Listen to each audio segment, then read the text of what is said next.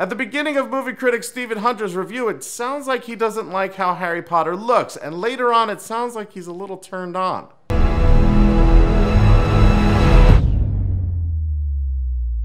Only another wizard could help Harry Potter. That's why he needs to take the 717 tornado to the Emerald City and get in line behind Dorothy, the Cowardly Lion, the Scarecrow, and the Tin Man, and this started out really stupid. Or if that movie happened, I'd watch it in a heartbeat. And after giving out a balloon ride to Kansas, a medal and so forth, the mighty Oz could turn to little Harry and inquire, "Say, aren't you Katie Lang?"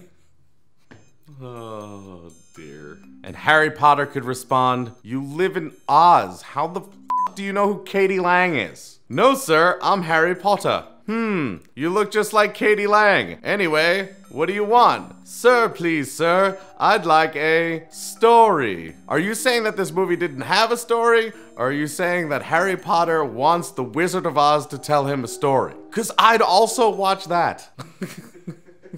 Small kids who are entertained by aquariums, lava lamps, melting ice cream, and other forms of random motion might enjoy it. So, kids, children enjoy watching things like that. Not specific children. Children do. Have you ever taken a kid to an aquarium? They lose their freaking minds. Show a kid a lava lamp for the first time. You don't have to watch him for like 6 hours. Especially if he finds your special brownies. But most human creatures who have evolved to sentience will be ground into numbness by its drear totalitarianism. See, that's the problem. You said kids, and then you said evolved. Kids aren't done growing up yet.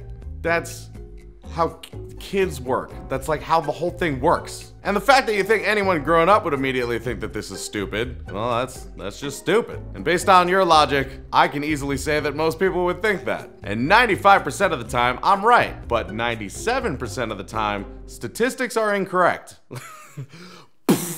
It looks like a movie, it sounds like a movie, you see it in a movie theater, but it's not a movie. Yeah, you don't get to say that about anything that is what it is. Because usually the saying is, if it looks like this, sounds like this, and it is, then it is this. It looks like a movie, it sounds like a movie, but it's ice cream! Yeah, that's what you did there. It's like a 2.5 hour preview. Wouldn't the one before this be the 2.5 hour preview? Is every single movie in the series a preview of the next movie? Oh, it's a series that goes in order? Oh, I get it. Oh. The movie opens with Harry, played by the unimpressive Daniel Radcliffe, unhappily ensconced in the middle-class purgatory of the real world. The movie's contempt for the English middle class is quite an explosion of pure snobbery, and the reading into it that you have done is quite an explosion of why. Why are you doing this? As Harry and a wizard buddy try to get back to the Hogwarts School of Witchcraft and Wizardry, they have spectacular adventures in a flying Ford Anglia, including an epic battle with a willow tree that briefly and strangely becomes something like a giant squid. To what end? No end, except for them escaping, which is the end of that scene. But that scene's just a preview of the next scene. You've ruined how I look at anything. My dinner's just a preview of the shit I'll take later. The same is true of so much, including 2 conflicts with Harry's nasty blonde competitor in the school world, Draco Malfoy, Tom Felton, and 7 pounds of hair gel. That's a lot of hair gel. You think that a magician can't do their hair with magic? They need 7 pounds of hair gel? Hold on, I got it.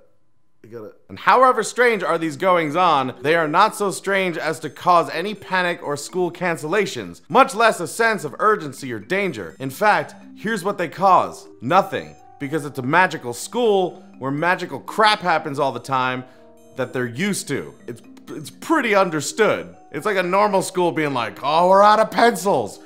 Cancel school. Cancel it. Now you just go get some more pencils, because you're a school, but you can't afford it actually. School has no budget, which is why this review exists. Finally, Harry solves the case by finding a diary that explains everything. At that point, the movie lurches into its best sustained sequence, which of course is completely disconnected from what came before. It feels more like outtakes from Conan Jr. the Barbarian. Wouldn't Conan Jr. be like the not yet a barbarian, but learning to be a barbarian? Or are you just automatically a barbarian if you're like raised by I don't understand how that works. Somehow that's more confusing than the Harry Potter world, actually. Harry suddenly finds himself opposing a villain who is pretty much brand new to the movie. This bad boy calls up his big snake, and Harry, with a sword, must fight the creature, you know?